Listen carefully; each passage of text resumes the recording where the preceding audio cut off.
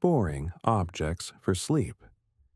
Why the fork was considered a demonic tool of the devil for centuries. Hello, and welcome to the Bedtime Professor.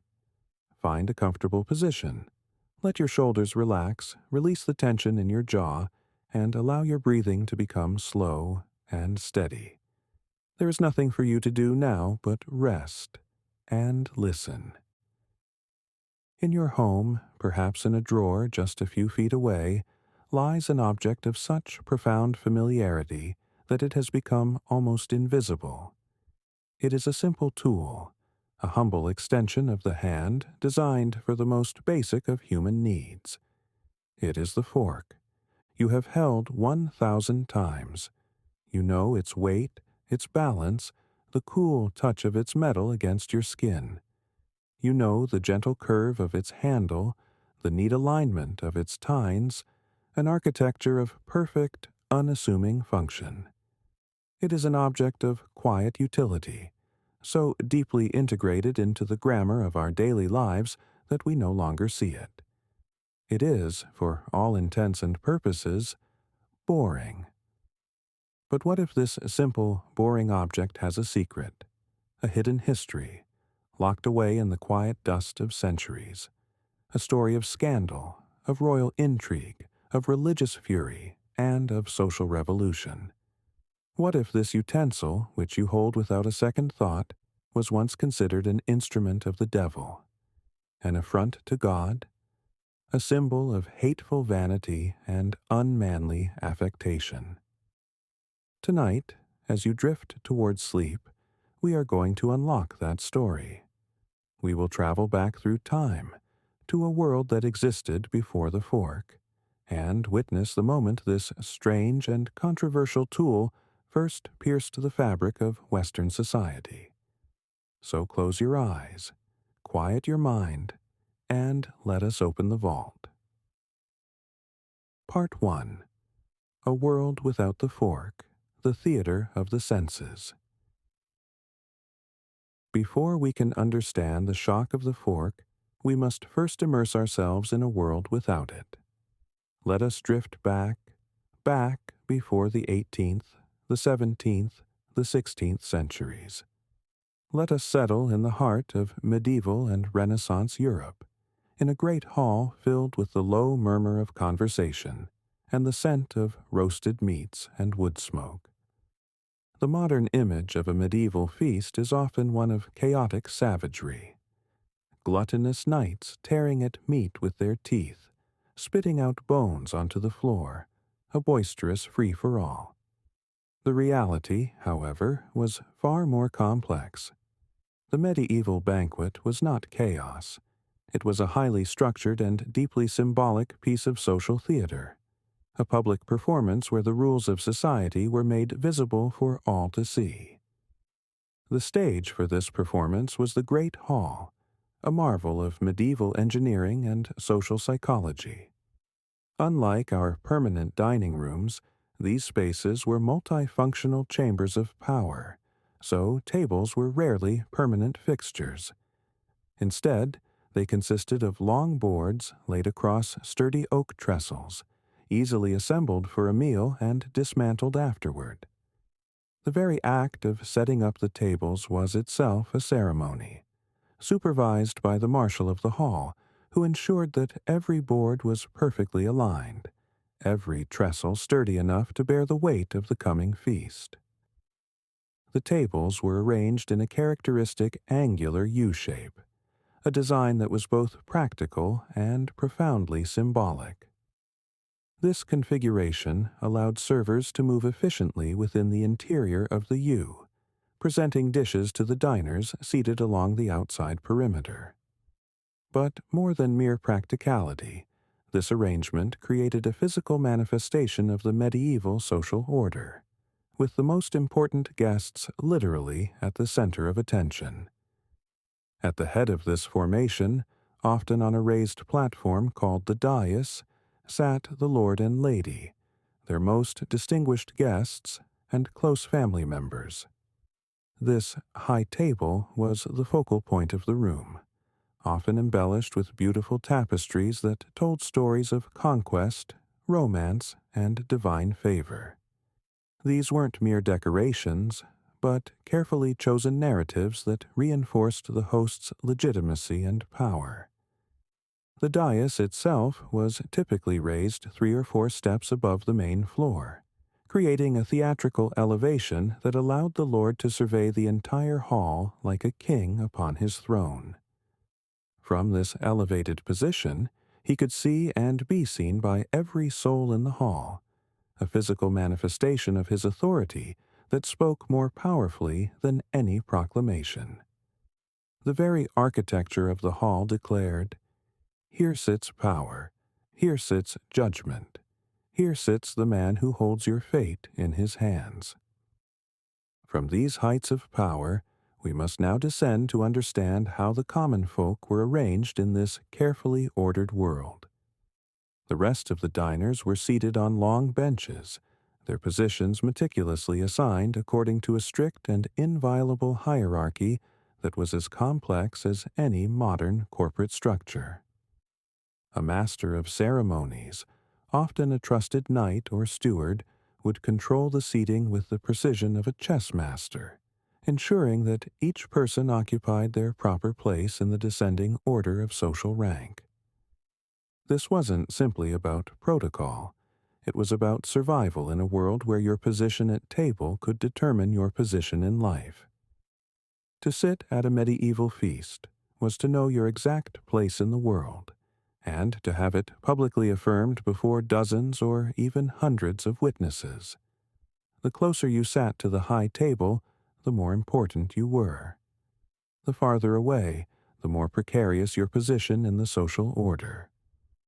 The seating arrangement followed an intricate code that took into account not just noble rank, but also age, military service, family connections, and even recent achievements or failures. A knight who had distinguished himself in battle might find himself moved up several places, while one who had shown cowardice might discover his usual seat occupied by another. These subtle shifts in seating were the medieval equivalent of promotions and demotions, and everyone in the hall watched and noted them carefully. This was a profoundly communal affair, yet paradoxically hierarchical. The entire household, from the lord down to the lowliest page, would ideally dine together in the great hall. To eat in private was not a mark of privilege, but an act of haughty egotism that violated the fundamental social contract of medieval society. In the 13th century, the English bishop Robert Grosseteste sternly advised the Countess of Lincoln to forbid dinners and suppers out of hall, in secret and in private rooms, for from this arises waste and no honor to the lord and lady. But before this carefully arranged society could partake in their feast, there was a ritual that bound them all together, regardless of rank. The meal was a collective ritual that bound the social body together, but it began, always, with water. The ceremony of hand-washing was perhaps the most important and elaborate part of the entire feast, elevated to what scholars have called a near-ritual level of importance. This wasn't merely about hygiene, though cleanliness was certainly a concern. It was about purification, preparation, and the transformation of ordinary people into participants in a sacred social drama. Before the feast could begin, pages carrying elaborately decorated ewers of warm water would move through the hall, starting with the high table and working their way down through the ranks. The water itself was often scented with rose petals, lavender, or other expensive herbs, creating clouds of fragrant steam that filled the hall with the aroma of luxury and refinement. The ritual followed a precise choreography. The page would approach each diner with a deep bow, offering the ewer and a basin of polished silver or brass. A fine linen towel, often embroidered with the Lord's arms, would be draped over the page's left arm. The guest would extend their hands over the basin, and the page would pour the warm, scented water in a thin stream, careful not to splash or spill a single drop. This ceremony had to be witnessed. As the Italian courtesy book Galateo advised, one should wash their hands, even if you do not need to wash them at all, so that whoever dips into the same bowl as you will be certain of your cleanliness. It was not enough to be clean. One had to be seen to be clean. The act of washing was a public declaration of worthiness, a visible demonstration that you understood and respected the sacred nature of the meal to come. The water used for hand washing was never ordinary well water. It was drawn from clear streams, sometimes brought from miles away, and heated in special cauldrons kept exclusively for this purpose. The basins and ewers were works of art in themselves, often made of precious metals and decorated with intricate patterns or religious symbols. A wealthy lord might own dozens of these vessels, each more beautiful than the last, and the choice of which you were to use for which guest was itself a subtle form of communication about status and favor. Once hands were purified and dried, the diners would turn their attention to the tools that would serve them through the evening ahead. In this world of structured community, where the utensil we take for granted had not yet appeared to revolutionize their practices, the implements for eating were simple, direct, and laden with their own complex etiquette. The primary instruments at hand were a spoon, a knife, and the 10 fingers that God gave you. But each of these humble tools carried a weight of meaning and tradition that we can barely imagine today. The hand was the principal instrument for consuming solid food, but this was not a sign of barbarism. On the contrary, it was a refined skill that required training and practice. The most polite diners would pluck a morsel from the serving dish, or their trencher using just 3 fingers, the thumb, index, and middle finger of their right hand. The ring finger and little finger were to be kept clean and dry, extended elegantly away from the food. This 3-finger rule wasn't arbitrary. It was based on complex beliefs about the body and its humors. Medieval physicians believed that different fingers carried different properties, and that eating with all 5 fingers would corrupt the food with base humors. The 3-finger method was seen as the most refined and healthful way to handle food, a belief that persisted well into the Renaissance. Yet even as these refined techniques were perfected, there was another tool that commanded even greater reverence and fear. The knife was the most personal and important tool at the medieval table. It was not the blunt, rounded instrument we know today, but a sharp, pointed, dagger-like implement that was both eating utensil and weapon. This knife was a constant companion, as essential to a medieval person as a smartphone is to us today. Most diners were expected to bring their own knife to a banquet, often carried in a sheath and strung from their belt as part of their everyday attire. The personal knife was a deeply meaningful object. It was usually made by local craftsmen and often passed down through generations. The blade would be forged from the best steel available, while the handle might be carved from bone, antler, or precious wood. Wealthy diners would have knives with handles of silver or gold, sometimes studded with gems or engraved with personal mottos or religious symbols. This knife was a fiercely individual object, more personal than clothing, more intimate than a wedding ring. As food historian B. Wilson notes, you would no more eat with another person's knife than you would brush your teeth today with a stranger's toothbrush. To use another person's knife without permission was a grave insult, suggesting that you viewed them as a social inferior. To offer someone your knife, conversely, was a gesture of great intimacy and trust. The knife served multiple functions during the meal. It was used to cut portions from the communal dishes, to spear pieces of meat, to spread soft foods like cheese or butter, and even to clean the teeth when the meal was finished. The skill with which one handled their knife was considered a mark of breeding and education. A well-born person would cut their food with precise, economical movements, never hacking or sawing at their meat like a peasant. In stark contrast to the intensely personal nature of the knife stood another essential implement. The spoon, by contrast, was typically supplied by the host, making it a communal tool that carried its own symbolic weight. It was used for the soupier foods like pottages, stews, and puddings that were central to the medieval diet. These dishes were the backbone of medieval cuisine, providing necessary nutrition while allowing cooks to stretch expensive ingredients like meat and spices across multiple servings.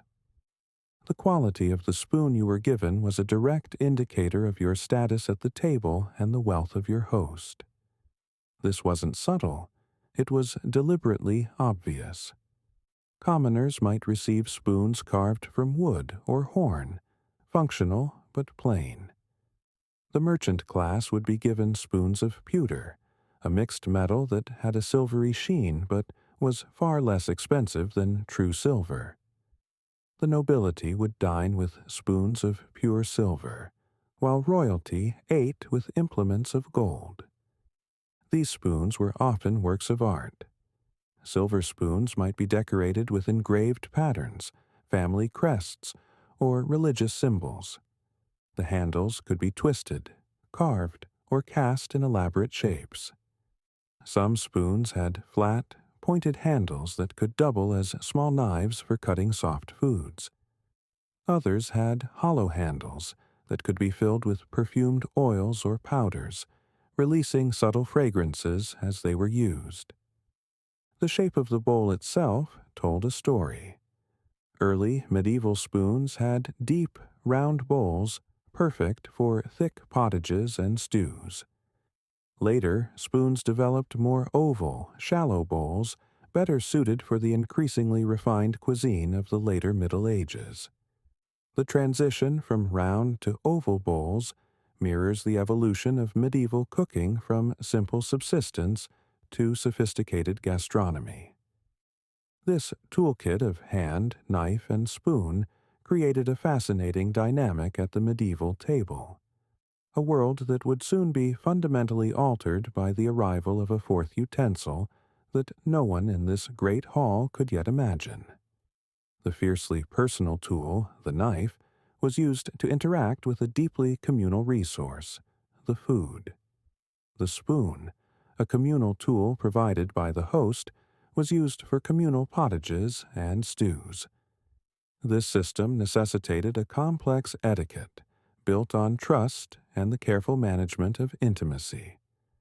But perhaps no object better captures the essence of this vanished world than a simple piece of bread that served a purpose unimaginable to our modern minds. Perhaps no object better encapsulates the medieval dining experience than the trencher, a simple piece of bread that served as plate, napkin, and charitable donation all in one. Before the widespread use of individual plates of pewter, wood, or ceramic, the common receptacle for one's food was a thick, flat, round slice of bread. The name itself, derived from the old French verb trancher, meaning to cut, points to its origin as a carefully cut slice of a specially prepared loaf. The bread used for a trencher was not the soft, fresh bread that graced the high table. It was coarse bread, often made from barley or rye flour mixed with wheat, and was typically left to go stale for several days to make it harder and more rigid. This staling process was carefully controlled. The bread had to be hard enough to serve as a stable plate, but not so hard that it would crack or crumble under the weight of food. The preparation of trenchers was an art in itself. Skilled bakers would create special loaves designed specifically for this purpose, with flat tops and bottoms and thick walls that could contain juices and sauces. The size of the trenchers varied according to the status of the diner. Important guests received larger, more substantial trenchers, while lesser guests made do with smaller ones. Diners would then transfer portions of meat, fish, or pie from the communal serving platters onto their personal trencher, using their knife or a special serving spoon. The trencher would gradually absorb the rich juices and sauces, becoming more flavorful as the meal progressed. This wasn't waste, it was intentional. The bread was designed to capture and concentrate the essence of the meal. The rules governing the use of trenchers were precise and important. To eat one's trencher during the meal was considered vulgar and greedy. It was a plate, not part of the main course. One had to wait until the proper moment, usually near the end of the meal before consuming this bread plate. The act of eating one's trencher was itself a signal that the meal was concluding. But the ultimate fate of the trencher was perhaps the most symbolically powerful part of the entire medieval dining experience. At the end of the feast, an official of the household known as the almoner would collect the used trenchers along with other leftovers. These collected orts were then distributed as alms to the poor and hungry who gathered at the gates of the great house, or sometimes thrown to the dogs that milled hopefully beneath the long tables. This practice transformed every meal into an act of Christian charity. The bread that had absorbed the rich flavors of the noble's table would feed the hungry poor, creating a direct connection between the feast and the fundamental Christian duty of caring for the less fortunate. The trencher was thus a perfect microcosm of the medieval worldview, practical, hierarchical, and deeply infused with religious meaning.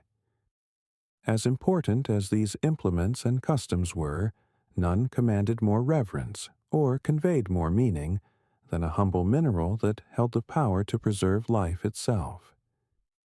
No element of the medieval table was more symbolic than salt, that humble mineral that held the power to preserve life and signify status. The salt cellar was always the first item placed on the table, positioned with ceremonial precision at the right hand of the Lord's seat. This wasn't merely seasoning. This was a symbol of hospitality, prosperity, and divine favor.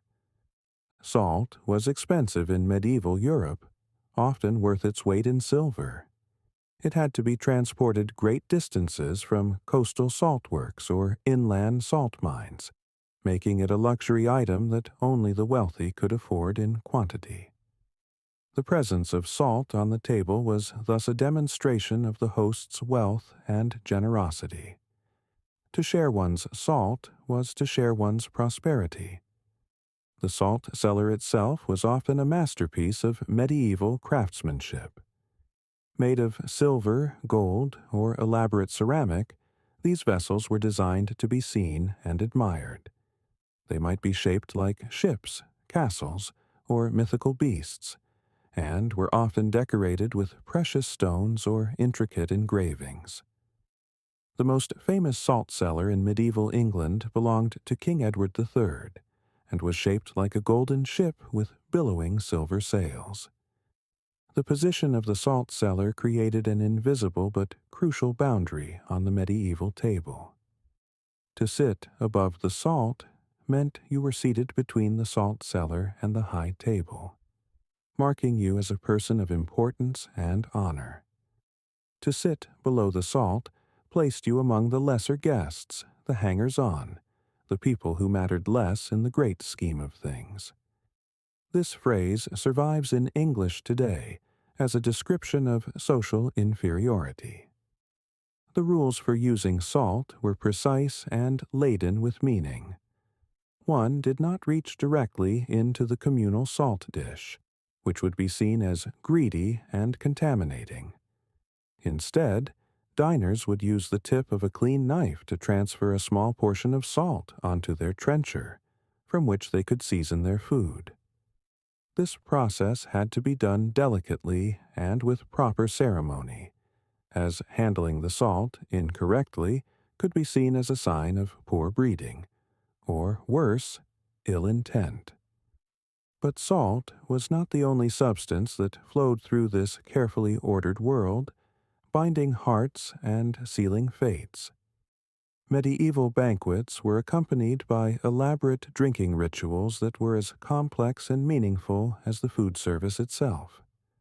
Wine was the beverage of choice for the nobility, imported from the great vineyards of Burgundy, Bordeaux, and the Rhine Valley. But wine was more than refreshment.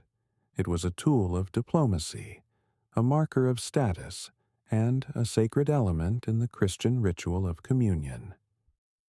The serving of wine followed a strict hierarchy. The Lord's cup was filled first, often by a trusted cupbearer who would taste it first to ensure it was not poisoned. This wasn't mere paranoia. Poisoning was a very real danger in medieval courts, and the ritual of tasting had evolved into an elaborate ceremony of trust and protection. The cups themselves were marvels of medieval craftsmanship. Made of gold, silver, or elaborately carved horn, they were designed to impress and intimidate. Some cups were enormous, requiring 2 hands to lift, while others were delicate works of art decorated with precious stones and religious imagery. The most prized cups were those made from rare materials like coconut shells or narwhal tusks, exotic substances that spoke of distant travels and incredible wealth. The sharing of cups was a fundamental part of medieval dining culture. Guests would often share a cup with their neighbor, a practice that required careful coordination and mutual respect. Before drinking, one had to wipe the rim clean with a napkin, both as a courtesy to the next drinker and as a sign of personal cleanliness. The order in which the cup was passed followed the same hierarchical rules that governed seating, with higher-ranking guests drinking before their social inferiors. Toasting was an elaborate ritual with its own complex rules. The host would raise his cup and propose a toast to God, to the king, or to honored guests. Everyone in the hall would then raise their cups in response, creating a moment of unity and shared purpose. These toasts weren't casual. They were political statements, declarations of loyalty, and affirmations of the social order. As the wine flowed and the conversation grew animated, the great hall would begin to fill with sounds that transformed the space into something approaching a theater. No medieval banquet was complete without music, and the great hall would echo with the sounds of lutes, harps, pipes, and voices raised in song. Musicians held a special place in medieval society, somewhere between servants and guests, valued for their skills but aware of their precarious position. They might be traveling minstrels, hoping for a night's lodging and a few coins, or permanent members of the household, retained for their ability to provide entertainment and to carry news between great houses. The music served multiple purposes beyond mere entertainment. It helped to regulate the pace of the meal, with different types of music appropriate for different courses. Solemn, religious music might accompany the initial prayers and ceremonies, while livelier tunes would mark the arrival of the main courses. Between courses, there might be complex musical interludes, featuring multiple instruments and voices, creating a kind of medieval dinner theater. The musicians were often accompanied by other entertainers, acrobats, jugglers, storytellers, and even trained animals. These performances weren't random. They were carefully choreographed to complement the meal and to reflect the themes and values important to the host. A celebration of a military victory might feature mock battles and martial music, while a wedding feast would include love songs and romantic poetry. The presence of musicians also provided a practical benefit. They could help to cover the sounds of eating, chewing, and conversation, creating a more refined and pleasant acoustic environment.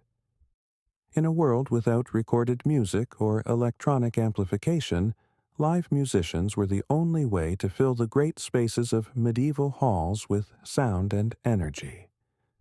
Meanwhile, the careful presentation of each dish created its own form of spectacle. The service of food at a medieval banquet was itself a form of performance art, with each dish presented with ceremony and flourish. The kitchen staff, led by the master cook, would prepare elaborate displays designed to amaze and delight the guests. Roasted swans might be presented with their feathers restored and their necks arranged in lifelike poses. Pies might be filled with live birds that would fly out when the crust was cut, creating a moment of wonder and surprise. The servers themselves were part of the show. Dressed in the finest livery, they would process through the hall carrying elaborate dishes, moving with the precision of a military formation. The carver, responsible for cutting the meat, was a skilled artisan whose technique was closely watched and admired. Different meats required different carving methods, and the ability to carve properly was considered a mark of education and refinement. The presentation of each course was announced with musical fanfares from the minstrel's gallery. Servants would bear the dishes in procession, holding them high for all to see before placing them on the tables. The most elaborate dishes, called sautelties or subtleties, were edible sculptures that told stories or conveyed messages. These might be castles made of marzipan, ships crafted from sugar, or mythical beasts constructed from various meats and decorated with precious spices.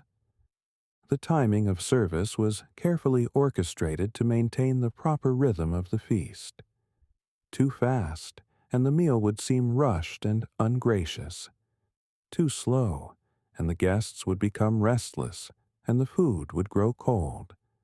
The marshal of the hall would oversee this timing with the precision of a conductor, ensuring that each course arrived at exactly the right moment. Yet beneath all this pageantry and spectacle lay deeper currents of meaning that shaped every gesture and every bite. The medieval banquet existed at the intersection of the sacred and the secular, the spiritual and the material. Prayers were said before and after the meal, acknowledging God as the source of all abundance. The sharing of food was seen as a reflection of the Christian virtue of charity, and the hospitality shown to guests was considered a religious duty as much as a social obligation. Yet the feast was also a celebration of earthly power and pleasure. The abundance of food, the richness of the decorations, the complexity of the entertainment, all of these spoke to the wealth and status of the host. The medieval banquet was thus a paradox, a Christian celebration of God's bounty that was also a pagan display of human power and appetite. This tension between the sacred and profane was reflected in the rules of etiquette that governed the meal. Gluttony was a sin, yet abundance was a virtue. Humility was required, yet social hierarchy was strictly maintained. Pride was forbidden, yet the display of wealth and status was expected. Navigating these contradictions required skill, education, and a deep understanding of the complex social and religious codes that governed medieval life. The feast was also a moment when the normal rules of society were both reinforced and temporarily suspended. Servants might be allowed to watch the proceedings from the galleries, participating vicariously in the celebration of their betters. Lords might display a kind of theatrical humility, serving their guests with their own hands as a demonstration of Christian virtue. These moments of role reversal were carefully controlled and limited, but they provided a safety valve for social tensions and a reminder that all earthly hierarchy was ultimately temporary. And, indeed, much of what occurred around these great tables had implications that reached far beyond the evening's entertainment. Medieval banquets were not just social events. They were diplomatic negotiations conducted through the medium of food and ceremony. The guest list was a careful balance of allies and rivals, friends and potential enemies. The seating arrangement was a map of current political relationships, while the quality of service received by each guest sent messages about future intentions and past grievances. Marriage negotiations might be conducted over the roasted swan, while military alliances could be forged over the wine cup.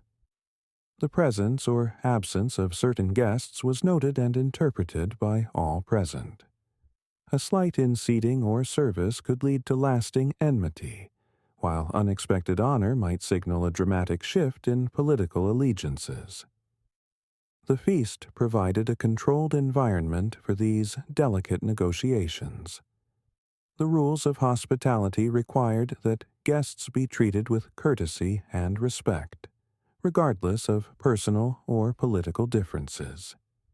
This created a kind of diplomatic immunity that allowed traditional enemies to meet and negotiate in relative safety. The shared meal created bonds of obligation and mutual respect that could transcend political differences. The gift-giving that often accompanied these feasts was another form of diplomatic communication. Expensive presents conveyed respect and alliance, while modest gifts might signal displeasure or indifference. The nature of the gifts was carefully chosen to send specific messages. Weapons for military allies, religious artifacts for church officials, luxury goods for potential marriage partners. For the youngest members of society, these grand occasions served as far more than entertainment. Medieval banquets served as classrooms for the young, teaching them the complex social skills they would need to navigate adult society. Page boys and young squires would serve at table, learning through observation and practice the intricate rules of service and etiquette. They would watch how their superiors behaved, noting the subtle signals and codes that governed social interaction. The feast was also an opportunity for young people to demonstrate their accomplishments. They might be called upon to recite poetry, play musical instruments, or display their knowledge of languages and literature. These performances were not casual entertainment, but formal evaluations of their education and breeding. The young women of noble families would observe the feast from the gallery or from special seats reserved for ladies, learning the complex rules of feminine behavior and social interaction. They would note how the great ladies of the court conducted themselves, how they managed their households, and how they participated in the political and social networks that governed medieval society. The feast thus served as a form of practical education that no amount of formal schooling could provide.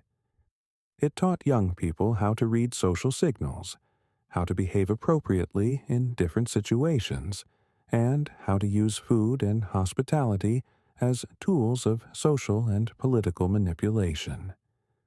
But the end of every feast brought a return to the eternal truths that governed medieval life, and a reminder of the fragility of all earthly things. Into this finely balanced world of hands, knives, and shared bowls, a new and alien technology was about to arrive. It was a tool that would, by its very nature, challenge every one of these established norms. The fork, when it finally appeared, would not merely change how people ate, it would transform the very nature of social dining itself. The medieval world we have explored was one of intimacy and hierarchy, of shared resources and personal weapons, of communal celebration and individual distinction. It was a world where every gesture carried meaning, where every object told a story, and where the simple act of eating a meal was transformed into a complex performance of social, political, and religious significance.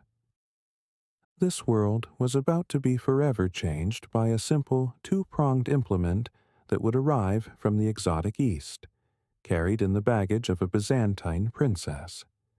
The fork would bring with it not just a new way of eating, but a new way of thinking about food, about cleanliness, about the relationship between the individual and the community, and about the very nature of civilized behavior. The stage was set, the players were in position, and the great drama of the fork's conquest of the Western world was about to begin. In the candlelit halls of medieval Europe, where the air was thick with the smoke of roasting meat and the sound of laughter, no one could have imagined that their ancient world of shared trenchers and communal cups was about to be transformed by a scandal that would echo through the centuries. Part 2. The Scandalous Intrusion. The fork was not born in the earthy, tactile world of the Western European feast. Its origins lie far to the east, in the glittering, sophisticated heart of the Eastern Roman Empire, Byzantium, with its capital in Constantinople. Here, in a world of dazzling wealth, intricate court ceremony, and a level of refinement that Western Europeans could barely comprehend, the personal table fork was already in common use among the elite as early as the 4th century. To understand the shock that this simple utensil would cause in the West, we must first journey to the source of its power and prestige. Constantinople was not merely a city. It was the beating heart of an empire that saw itself as the direct continuation of ancient Rome, refined by centuries of Christian civilization and Eastern sophistication. The great city straddled the Bosphorus like a jeweled crown, its golden domes and marble palaces reflecting in waters that connected Europe to Asia, Christianity to the ancient pagan world. The Byzantine court was a marvel of ceremony and protocol that made even the most elaborate Western royal courts seem crude by comparison. Every gesture, every object, every moment of the day was governed by an intricate system of etiquette that had been refined over centuries. The emperor himself was considered God's representative on earth, and his court was designed to mirror the celestial hierarchy of heaven. Visitors from the West were routinely overwhelmed by the splendor they encountered. Walls lined with silk and gold, floors of polished marble, and courtiers dressed in robes that sparkled with precious stones. The dining customs of this extraordinary civilization reflected its commitment to refinement and order. While their Western contemporaries still ate with their hands from shared trenchers, the Byzantine aristocracy had long since adopted a more sophisticated approach to dining. The personal table fork, often crafted from precious materials like gold or silver and decorated with intricate engravings, was not merely a tool but a symbol of the user's refinement and status. These were not the large, crude, two-pronged implements that existed in Western kitchens for food preparation. In the West, a fork was indeed a tool more akin to a pitchfork, from which it derives its very name, the Latin furca. These Western implements were instruments of preparation, used by servants to hold down a great roast for carving, or to lift chunks of meat from a boiling cauldron. They were tools of labor, not of dining, rough implements for rough work. The Byzantine fork, by contrast, was a small, delicate, personal instrument designed for the most refined dining. Often no longer than a modern dessert fork, these implements featured two or sometimes three thin, elegant tines that curved slightly upward. The handles were works of art in themselves, carved from ivory, cast in precious metals, or even decorated with miniature religious icons. Some were so elaborate that they were considered family heirlooms, passed down through generations of noble families. In Constantinople, to eat with one's hands was considered primitive and uncivilized, a sign of the uncultured and barbaric West. The fork was more than just a tool in Byzantium. It was an artifact of a different conception of the body and its relationship to the world. Where the West embraced a direct, physical, and unfiltered connection to food and to the material world, the Byzantine ideal valued distance, delicacy, and the careful mediation of all physical experiences through proper instruments and protocols. This philosophy extended far beyond dining. Byzantine culture prized intellectual sophistication, artistic refinement, and spiritual elevation. They saw themselves as the inheritors of both classical Greek philosophy and Christian revelation, a unique synthesis that made them, in their own minds, the most advanced civilization on earth. The fork, in this context, was not merely about eating cleanly. It was about maintaining the proper relationship between the refined human soul and the crude material world. For centuries, this curious custom remained an Eastern secret, locked away behind the walls of Constantinople and the rituals of the imperial court. The few Western travelers who witnessed these dining customs were either too overwhelmed by the general splendor to focus on such details, or they dismissed them as further evidence of Eastern decadence and strange foreign ways. But through the delicate dance of medieval diplomacy and the ancient practice of marriage alliances, this strange new tool would make its fateful journey west. It would arrive not through conquest or trade, but through the most intimate of connections, carried in the trousseaux of two Byzantine princesses whose marriages would bridge two worlds. Its arrival would not be a quiet evolution, but a sudden, scandalous intrusion that would challenge the very foundations of Western Christian civilization. The first tremor of the fork's arrival in the West was felt in the year 972, when the collision of two worlds created ripples that would be felt for centuries. A Byzantine princess named Theophanu traveled from the sophisticated courts of Constantinople to the rugged, forested lands of the Holy Roman Empire to marry Emperor Otto II. She was no ordinary noblewoman. She was a niece of the Byzantine Emperor John I Tzimiskes, a woman of the highest aristocratic birth who had been educated in the most refined court in Christendom. Theophanu's journey from east to west was itself a diplomatic masterpiece. Her marriage had been negotiated at the highest levels, designed to seal an alliance between the Holy Roman Empire and the Byzantine Empire. Otto I, Otto II's father, had long sought to legitimize his rule by creating connections with the ancient imperial traditions of the East. A marriage between his son and a Byzantine princess of royal blood would provide that legitimacy, while also securing valuable military and trade alliances. The princess who made this arduous journey was a product of centuries of Byzantine refinement. She had been raised in the sacred palace of Constantinople, a vast complex that was as much a center of learning and culture as it was a seat of political power. She spoke Greek, Latin, and several other languages fluently. She was educated in theology, philosophy, mathematics, and the arts. She had been trained in the complex protocols of Byzantine court ceremony and had absorbed the aesthetic sensibilities of a culture that valued beauty, order, and sophisticated pleasure. The contrast between her world and the world she entered could not have been more stark.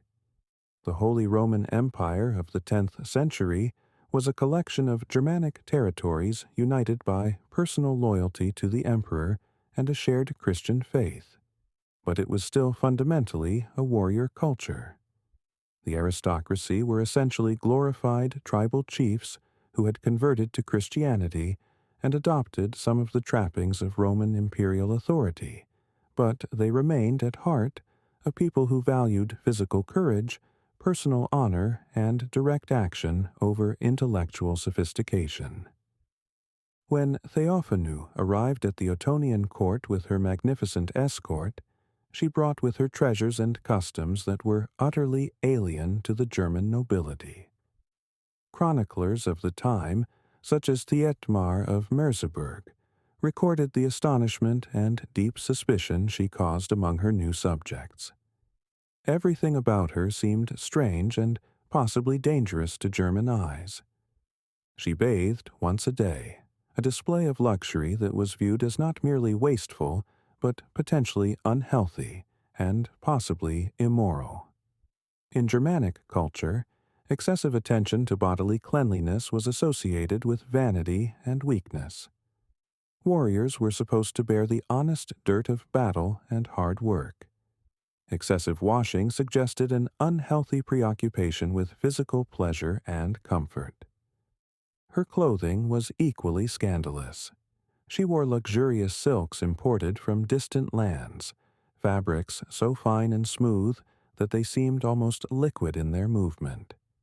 These garments were dyed in colors so rich and vibrant that they seemed to glow in the torchlight of the great halls. She adorned herself with jewelry of unprecedented sophistication. Gold worked into intricate patterns, precious stones cut and polished to reveal their inner fire, and pearls that gleamed like captured moonlight. All of this was a stark contrast to the heavy wools and furs favored by the local aristocracy.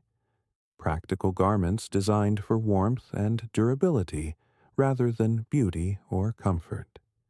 To German eyes, Theophanu's clothing was not elegant but effeminate, not refined but decadent, not beautiful but suspicious. But perhaps most peculiar of all her foreign habits was her approach to dining. To the amazement of the assembled courtiers who had gathered to witness this exotic creature from the distant east, Theophanu refused to eat with her hands. Instead, she used a golden double prong to bring food to her mouth, a practice that left her new subjects speechless with bewilderment.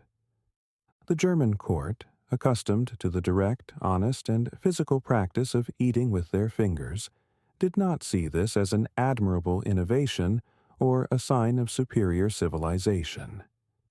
They viewed it as evidence of foreign arrogance, an unpleasant and decadent habit that revealed disturbing truths about Byzantine character. The fork, in their eyes, was not a tool of refinement but an affectation, a symbol of the vast cultural gulf that separated her world from theirs. To Germanic sensibilities, there was something fundamentally dishonest about refusing to touch one's food directly. Eating was supposed to be a straightforward, physical act that connected the diner directly to God's bounty. To interpose an artificial instrument between hand and food seemed to suggest a rejection of the natural order, a prideful rejection of the honest, direct relationship between human beings and the material world that God had created for their sustenance. Moreover, there were practical concerns. The fork seemed unnecessarily complicated, a solution to a problem that didn't exist. Germanic warriors prided themselves on their practicality and their ability to make do with simple, effective tools. A knife, a spoon, and God-given fingers had served their ancestors well for countless generations. Why complicate matters with yet another implement, especially one that seemed designed more for show than for utility. The suspicion that greeted Theophanu's fork was thus not merely about table manners, it was about cultural identity and values. Her use of this strange utensil was just one more piece of evidence that this foreign princess was too proud, too delicate, too sophisticated for her own good, and perhaps too different ever to truly become part of Germanic society. Yet Theophanu's influence on her adopted homeland would prove to be profound and lasting. She introduced not just new customs, but new ways of thinking about culture, learning, and the possibilities of human refinement. Her son, Otto III, would grow up to be one of the most cultured and sophisticated rulers in European history, a man who dreamed of recreating the glory of ancient Rome while embracing the intellectual traditions of the East. If Theophanu's fork caused a ripple of suspicion and cultural tension, the story of our second princess would prove that these ripples were merely the prelude to a much larger storm. The fork of Maria Argyropolina would ignite a conflagration of moral outrage that would burn for centuries, transforming a debate about table manners into a war for the very soul of Western Christendom. Her name was Maria Argyropolina, and she carried with her a family history that read like a chronicle of Byzantine power and ambition.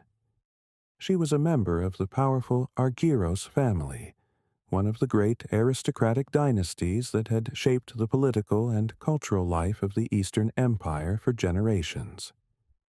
The Argyros family had produced generals, scholars, church leaders, and even emperors. They owned vast estates throughout Anatolia and held important positions in the imperial administration. Maria herself was not merely a member of this distinguished family. She was directly connected to the imperial throne. She was the great-granddaughter of the Byzantine Emperor Romanos I Lakapenos, a ruler who had dominated the politics of the 10th century. She was a cousin of the reigning Byzantine emperors Basil II and Constantine VIII, two of the most powerful and successful rulers in Byzantine history. She was also the sister of Romanos III Argyros, who would himself become emperor in 1028. This was not a minor noblewoman seeking to improve her family's fortunes through a strategic marriage. This was a princess of the imperial blood, a woman whose connections to power reached to the very heart of the Byzantine Empire. Her marriage to Giovanni Orseolo was thus not merely a personal alliance, but a diplomatic coup of the highest order. Giovanni Orseolo was the son of Pietro II Orseolo, the powerful Doge of Venice, a man who had transformed Venice from a struggling city-state into a major power in the Mediterranean world.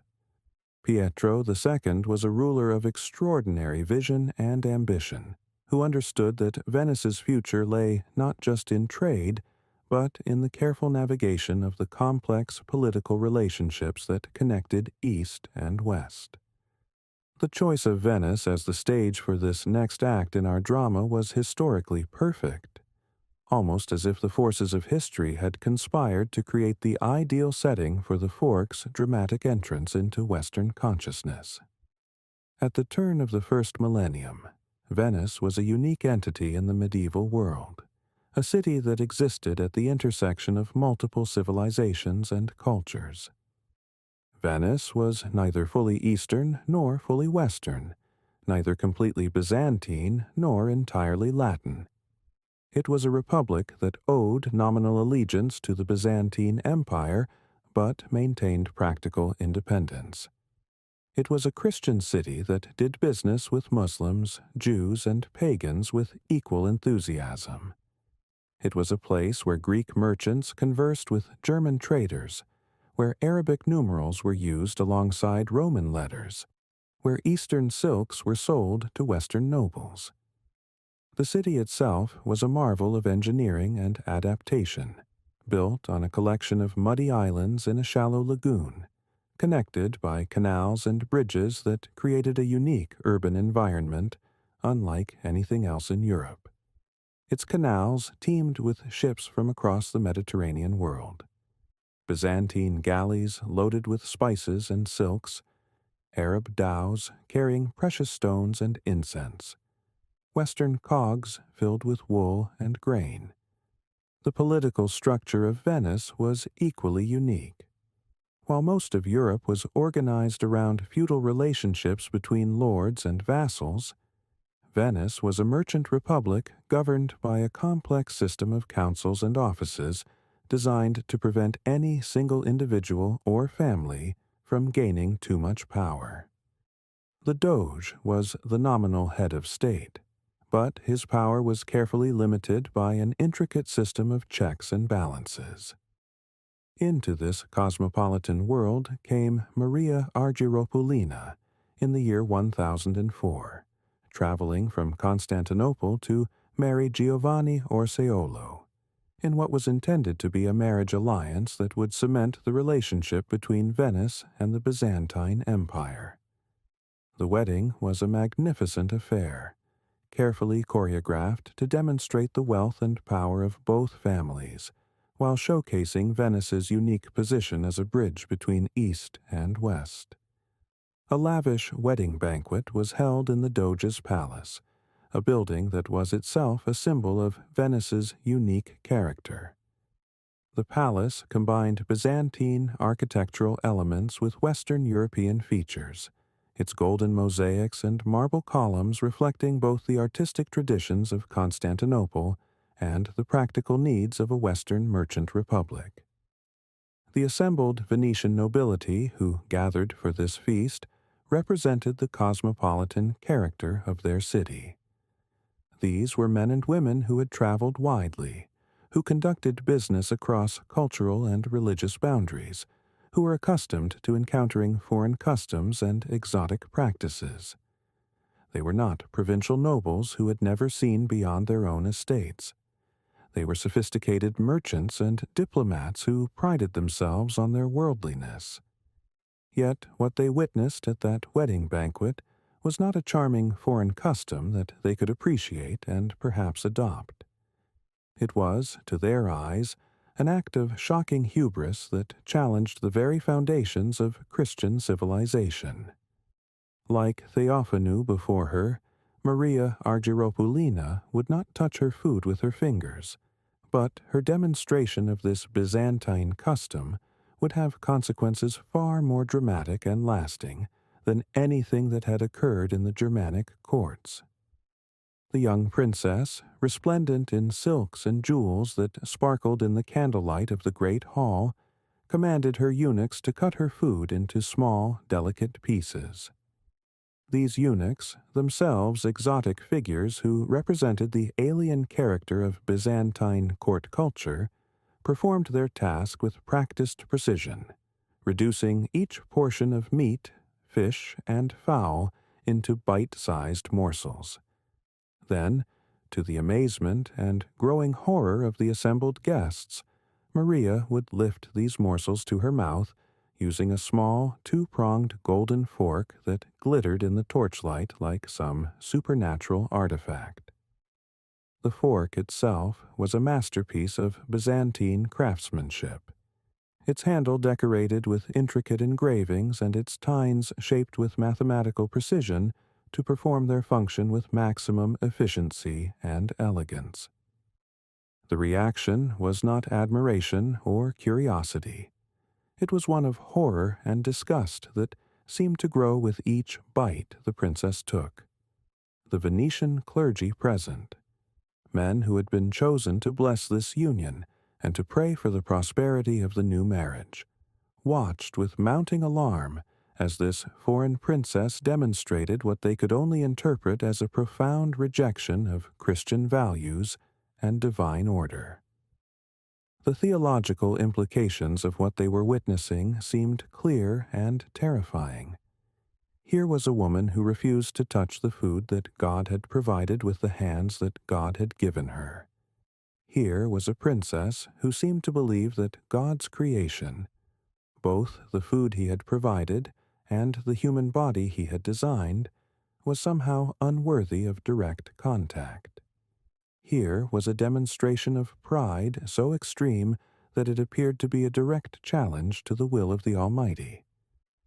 But the true catastrophe of Maria Argyropolina's fork would not be revealed until a voice of moral authority gave expression to the horror that many felt but could not articulate. One man, in particular, would give voice to this outrage, transforming a debate about table manners into a holy war for the soul of Christendom.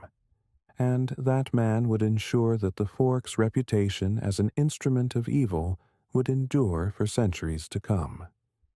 The man who would become the fork's most formidable and eloquent enemy was Peter Damian, a figure whose moral authority and theological brilliance made him one of the most influential churchmen of his age.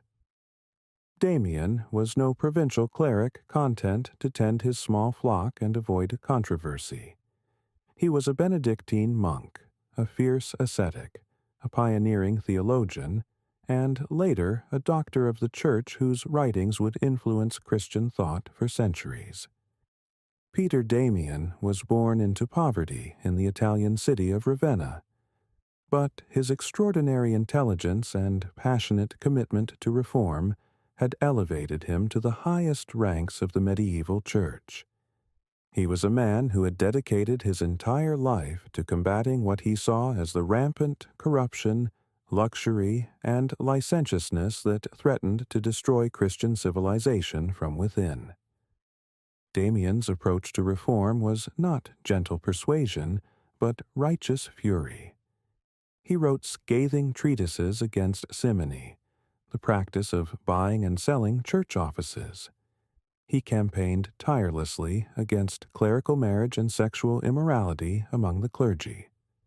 He advocated for extreme forms of asceticism and self-mortification as the only sure path to spiritual purity. He was, in short, a man who saw the world in terms of absolute moral categories: good and evil, sacred and profane, godly and sinful. When news of Maria Argyropolina's scandalous dining habits reached Peter Damian, he saw in her fork not merely a strange foreign custom, but a perfect symbol of everything that was wrong with contemporary Christian society. Here was a tool that embodied pride, vanity, luxury, and the rejection of God's natural order. Here was an opportunity to make a powerful moral statement that would resonate far beyond the dining halls of Venice. Damian's condemnation of the fork was rooted in a simple but powerful theological argument that drew on centuries of Christian teaching about the relationship between humanity and the divine creation. God in his wisdom has provided man with natural forks, his fingers, he declared with the authority of divine revelation. Therefore, it is an insult to him to substitute artificial metallic forks for them when eating. This argument was brilliant in its simplicity and devastating in its implications. Damian was not merely criticizing a dining custom, he was exposing what he presented as a fundamental theological error. To use a fork was to imply that God's creation, both the human body and the food he provided, was somehow unclean, inadequate, or unworthy of direct contact. The theological foundations of this argument reached deep into Christian tradition. Christianity taught that God had created the human body in his own image and had declared it good. Christianity taught that God provided food for human sustenance, and that this food was to be received with gratitude and consumed with proper reverence. Christianity taught that pride was the first and greatest of sins, the very fault that had caused Satan's fall from heaven. In Damian's interpretation, the fork represented a rejection of all these fundamental truths. It was an act of excessive delicacy, a vanity that was hateful to God because it implied that his creation was insufficient for human needs. The fork user was essentially declaring that God had made a mistake in designing human hands, that divine wisdom needed to be corrected by human artifice. The implications of this argument extended far beyond dining etiquette. If humans could reject God's design for something as basic as eating, what other aspects of divine creation might they decide to improve or replace? Where would such pride and presumption end? Damien saw in the fork a slippery slope that led directly to the complete rejection of God's authority and the embrace of human hubris as the organizing principle of life. But Peter Damien's powerful theological argument might have remained merely an abstract moral principle debated among scholars and clerics. What transformed it into a terrifying cautionary tale that would haunt European consciousness for centuries was a tragedy that occurred just a few years after Maria Argyropoulina's scandalous wedding feast. In 1006 or 1007, a catastrophe struck Venice that seemed to provide unmistakable proof of divine judgment. The princess, Maria Argyropoulina, her husband Giovanni, and their infant son all died of the plague that swept through the city with merciless efficiency. For Peter Damien and his contemporaries, the cause of this tragedy was obvious and terrifying. This was not a random act of disease or misfortune. This was divine retribution, swift and unmistakable. Damien seized upon this event as proof of his theological argument, creating a powerful and unforgettable narrative that would be repeated and embellished for generations. He wrote that Maria's death was God's unmistakable revenge for her hateful vanity. He described her fate in grim, terrifying detail, claiming that God raised over her the sword of his divine justice, so that her whole body did putrefy and all her limbs began to wither. The image Damien created was one of divine horror, a proud princess who had refused to touch God's food with God-given fingers, wasting away as her body literally fell apart. The message was clear, potent, and unforgettable. The fork had brought God's wrath upon her. She had been struck down for her pride, and the little golden fork was the symbol of the sin that had condemned her soul to eternal damnation. This narrative provided the theological foundation for the war against the fork, but the utensil's evil reputation was solidified by a perfect storm of other anxieties that seemed to converge around this simple piece of cutlery. The most visceral and inescapable argument against the fork was its very shape, which bore an uncanny and unsettling resemblance to another, far more sinister implement. With its two sharp tines pointing upward like accusing fingers, the fork bore an unmistakable resemblance to the devil's pitchfork, that instrument of torture and damnation that had become the universal symbol of Satan's power.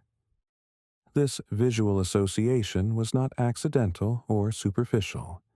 It was immediate and profound, striking at the deepest levels of medieval consciousness. Medieval art had borrowed heavily from pagan imagery in creating its depictions of Satan and the torments of hell.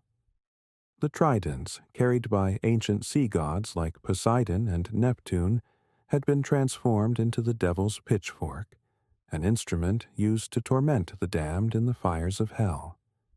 For the largely illiterate populace of medieval Europe, who learned their theology through the images they saw carved in stone and painted on church walls, this connection was self-evident and terrifying.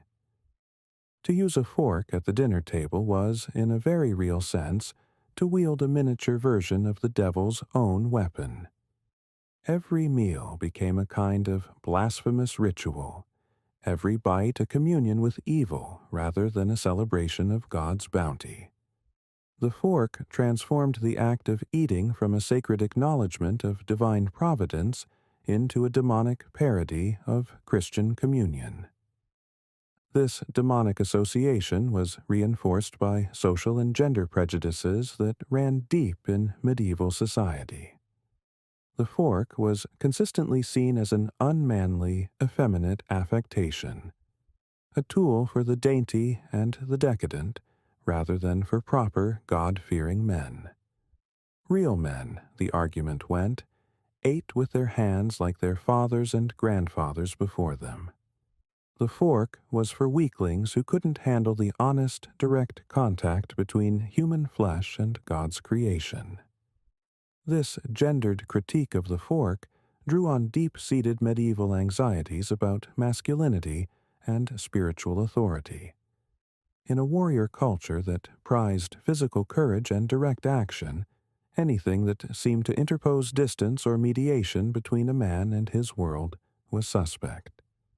The fork seemed to represent a kind of spiritual and physical weakness, a rejection of the direct, unmediated relationship with God and creation that was the mark of true Christian manhood. The fork's reputation was further tarnished by its association with another group viewed with moral suspicion by the Church: courtesans and other women whose sexuality was seen as dangerous and corrupting. These women, particularly in sophisticated Italian cities like Venice and Florence, were known to use small, delicate forks to eat sticky candied fruits and other sweets without soiling their fingers or gloves. This association with illicit sensuality added yet another layer of moral suspicion to the fork's already troubled reputation.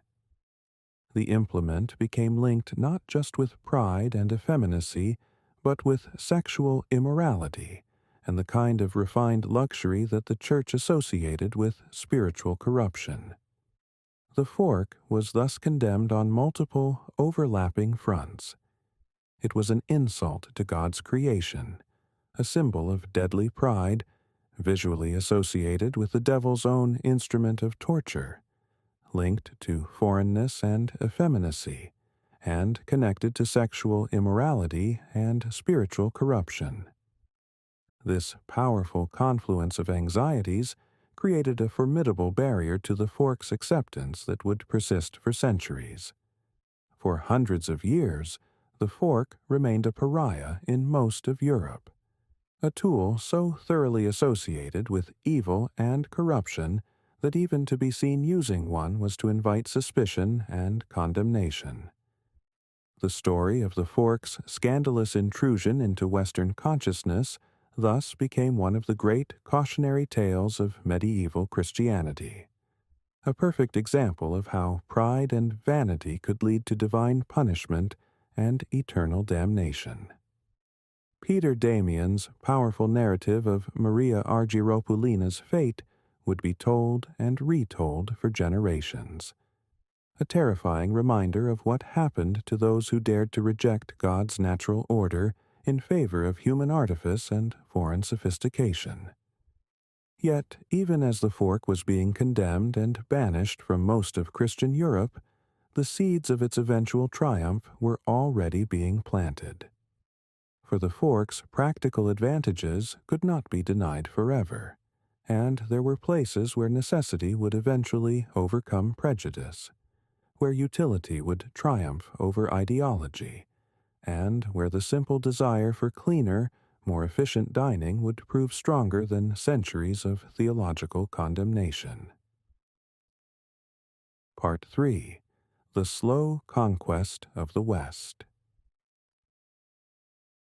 But while the North shuddered in pious disapproval, the fork was beginning a slow, quiet conquest in the one place that had always had a more complicated relationship with the Byzantine East, the Italian peninsula. Italy's position at the crossroads of Mediterranean civilization, her long history of trade and diplomatic relations with Constantinople, and her unique cultural sophistication made her the perfect staging ground for the fork's gradual acceptance in Western Europe.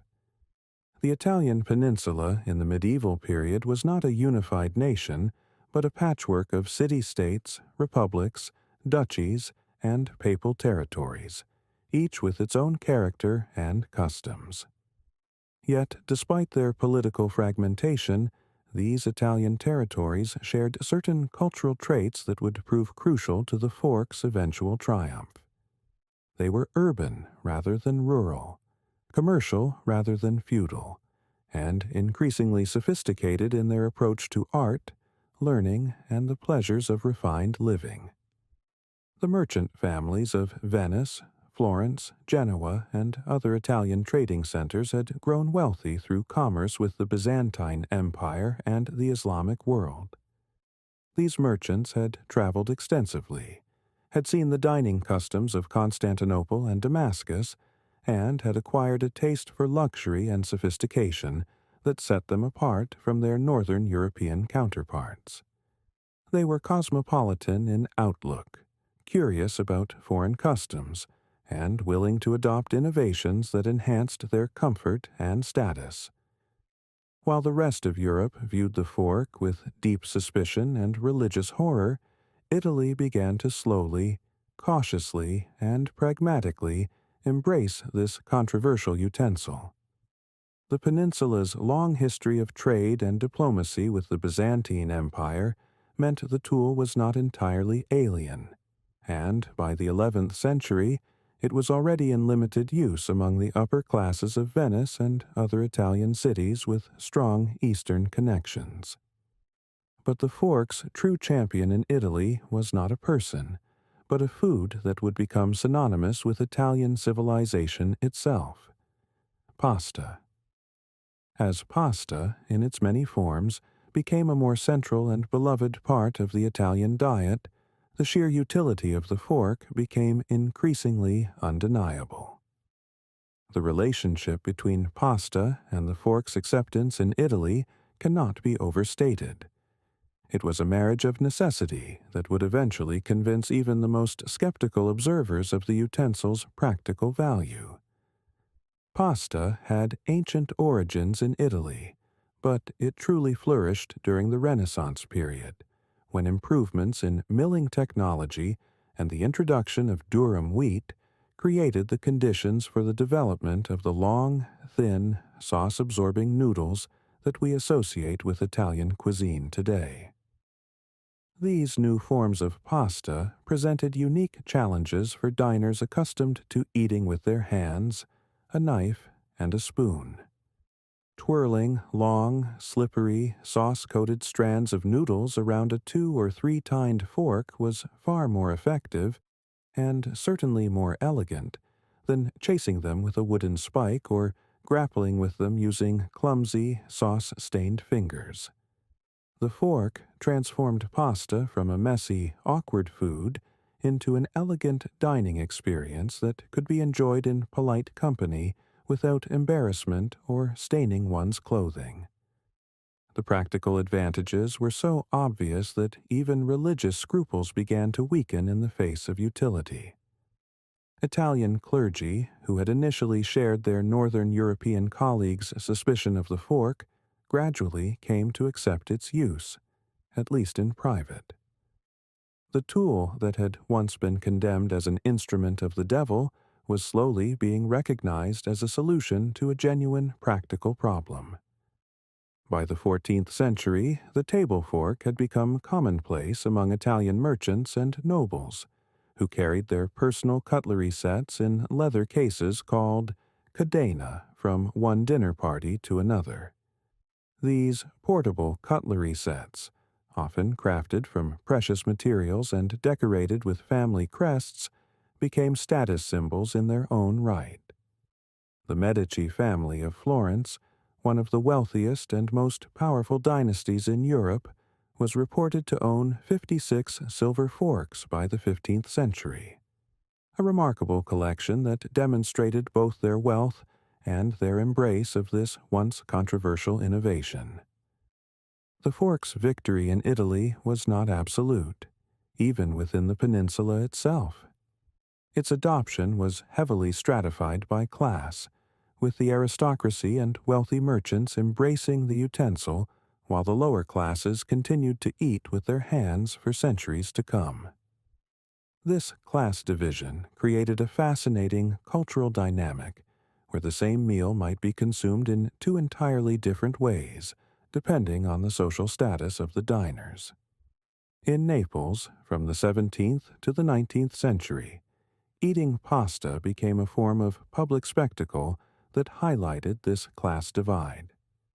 For the entertainment of tourists and the economic survival of the poor, pasta street vendors would serve up portions of spaghetti to hungry locals, nicknamed lazzaroni or macaroni eaters. These performers, driven by poverty but skilled in their craft, would tilt back their heads and, with great theatricality, lower the hot noodles into their mouths with their bare hands, often consuming an entire portion in a single spectacular gulp. These culinary sideshows became a famous tourist attraction, a living tableau of a more rustic, pre-fork mode of consumption that existed alongside the refined dining of the elite. Wealthy visitors from Northern Europe would gather to watch these displays with a mixture of fascination and horror, witnessing what they considered a primitive survival of an earlier age. Yet, even as they watched with superiority, many of these same observers were returning to their own countries, where the fork remained controversial or unknown. The contrast between the elegant fork-wielding nobles in their palazzos and the theatrical hand-eating of the street vendors captured the complex nature of Italy's relationship with this transformative utensil. The fork had conquered the upper reaches of Italian society, but its victory was incomplete, creating a cultural landscape where ancient and modern dining methods coexisted side by side. Nevertheless, Italy served as the crucial beachhead from which the fork would launch its conquest of the rest of Europe. The peninsula's acceptance of the utensil provided a model for other countries to follow, and a source of cultural influence that would gradually spread northward across the Alps. It would take another powerful woman, another strategic marriage, and another diplomatic alliance to carry the fork from its Italian stronghold into the heart of its next great battleground. The fork crossed the formidable barrier of the Alps into France in the year 1533, once again carried in the baggage train of a high-born bride, whose marriage would reshape the cultural landscape of her adopted homeland. This time, it was not a Byzantine princess bearing Eastern traditions, but a young Italian noblewoman carrying the sophisticated innovations of the Renaissance northward into a France that was still emerging from its medieval past.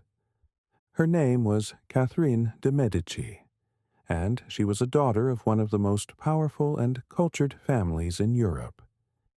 The Medici were not merely wealthy merchants, they were patrons of the arts, sponsors of learning, and political power brokers who had transformed Florence into the jewel of Renaissance civilization. Catherine had been raised in the Palazzo Medici, surrounded by the greatest art and finest culture that the Renaissance could offer. When she traveled from Florence to marry the man who would become King Henry II of France, Catherine brought with her far more than a dowry of gold and political alliances. She carried the entire cultural sophistication of Renaissance Italy, from new architectural concepts to revolutionary approaches to garden design, from innovative cooking techniques to that most controversial of innovations, the personal silver fork. The France that welcomed Catherine de' Medici in 1533 was a nation in transition. It was emerging from the medieval period, but had not yet fully embraced the Renaissance innovations that had already transformed Italy. French court culture was still largely medieval in its customs and sensibilities, with dining practices that would have seemed crude and primitive to someone raised in the sophisticated environment of Renaissance Florence. Catherine's arrival at the French court created a cultural revolution that extended far beyond dining customs. She introduced new foods that were unknown in France: artichokes from Italy, broccoli, and exotic spices from the East. She revolutionized French cooking by introducing the concept of serving sweet and savory dishes in separate courses, a practice that would eventually become the foundation of classical French cuisine. But perhaps her most controversial innovation was the introduction of the fork, that small implement that had caused such scandal in earlier centuries. Catherine demonstrated how this tool could bring a new level of elegance and refinement to dining, showing her French courtiers that it was possible to eat with grace and dignity while keeping one's hands clean and one's clothing unstained. Her influence at the French court was significant and lasting. Catherine was not merely a foreign bride adapting to her new homeland. She was a cultural force who transformed the very nature of French courtly life. The French upper classes, always eager to emulate the latest fashions from Italy, the acknowledged center of Renaissance culture, slowly began to adopt the fork along with Catherine's other innovations. But the resistance to this Italian import was fierce and long-lasting, rooted in deep-seated French traditions and prejudices that viewed anything foreign with suspicion. For many French nobles, the fork represented not refinement, but decadence, not civilization, but foreign corruption. The implement that Catherine presented as a tool of sophistication was seen by many of her subjects as evidence of Italian weakness and effeminacy. The cultural battle over the fork in France was complicated by political and religious tensions that extended far beyond table manners. France and Italy had a complex relationship marked by warfare, territorial disputes, and cultural rivalry. Many French nobles saw the adoption of Italian customs as a form of cultural surrender, a weakening of French identity in favor of foreign influence.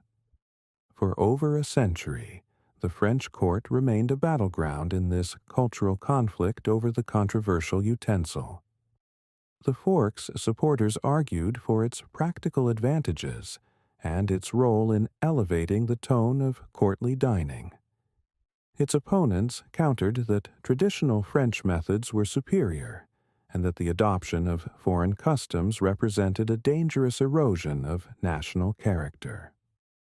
This cultural tension reached its climax during the reign of the most powerful and magnificent monarch in French history, a king whose personal preferences would determine the fate of the fork in France for generations. Louis XIV, the Sun King, was a monarch obsessed with etiquette, grandeur, and the meticulous performance of power. Every aspect of court life at Versailles was carefully choreographed to demonstrate the glory and authority of the French crown. Yet this master of ceremony and protocol, this king who regulated every gesture and every protocol at his magnificent court, famously refused to use a fork throughout his long reign of 72 years. His rejection of the utensil was not a matter of ignorance or oversight. It was a conscious political and cultural statement that carried profound implications for French society. By eating with his hands in the traditional manner, Louis XIV was reaffirming what he considered to be authentic French values and customs. His personal preference became a declaration of cultural independence from Italian influence and an assertion of French superiority over foreign innovations. The king's dining habits were observed and imitated by courtiers throughout France and beyond, making his rejection of the fork a powerful statement about French identity and values. The influence of the Sun King's personal preferences extended far beyond his own dining table. According to the Duc de Saint-Simon, one of the most observant chroniclers of court life at Versailles, Louis XIV was genuinely horrified when his grandsons began to use forks. The king saw their adoption of this utensil as a breach of proper masculine decorum and a dangerous concession to foreign influence. He went so far as to forbid his grandsons from using forks in his presence, transforming what might have been a personal preference into a matter of royal protocol. The message was clear. Real French nobles, true representatives of French civilization, ate with their hands as their ancestors had done for centuries. The fork was for effeminate Italians, not for the proud inheritors of French greatness. This royal resistance to the fork created a fascinating cultural paradox at Versailles. The court that prided itself on being the most refined and sophisticated in Europe simultaneously rejected one of the basic tools of refined dining. Visitors from other European courts, many of whom had already adopted the fork, observed this contradiction with amazement and sometimes amusement. It was not until after the Sun King's death in 1715 that the fork could truly begin its conquest of France. The new generation of French nobles, freed from the overwhelming influence of Louis XIV's personal preferences, gradually began to adopt the utensil that had been banned from the royal presence. By the middle of the 18th century, the fork had finally achieved acceptance among the French aristocracy, though it would take several more generations for it to spread throughout French society. The fork's journey from Italy to France had taken 2 centuries, and had required the influence of a Medici princess, the resistance of a great king, and the gradual evolution of cultural attitudes toward foreign innovation. But even as France was slowly accepting this controversial utensil, an even more skeptical and openly hostile audience awaited across the English Channel. If the French had been hesitant about embracing the fork, the English were openly contemptuous of what they saw as a ridiculous foreign affectation. For much of the 16th and 17th centuries, the English regarded the fork as a symbol of everything they found distasteful about their continental rivals, particularly the Italians, whom they viewed as effeminate, corrupt, and unnaturally obsessed with luxury and comfort. The English cultural resistance to the fork was rooted in their national identity and their relationship with continental Europe. England saw itself as a nation of practical, straightforward people who valued honesty, simplicity, and traditional ways over foreign innovations and elaborate customs. The fork represented everything that the English claimed to despise about continental culture: unnecessary complexity, foreign influence, and what they perceived as unmanly refinement.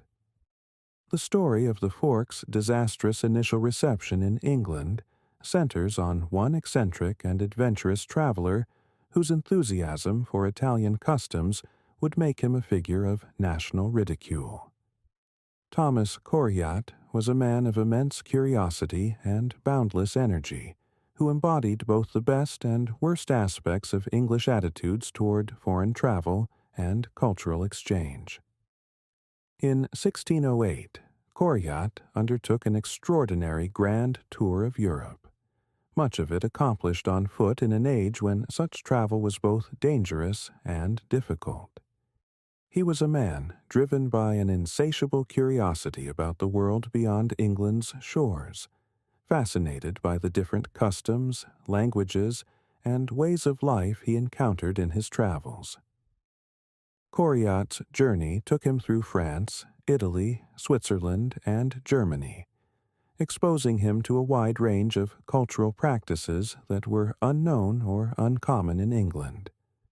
But he was particularly impressed by the dining habits of the Italians, which he observed not with the horror or disgust that had characterized earlier English reactions to continental customs, but with genuine admiration and appreciation.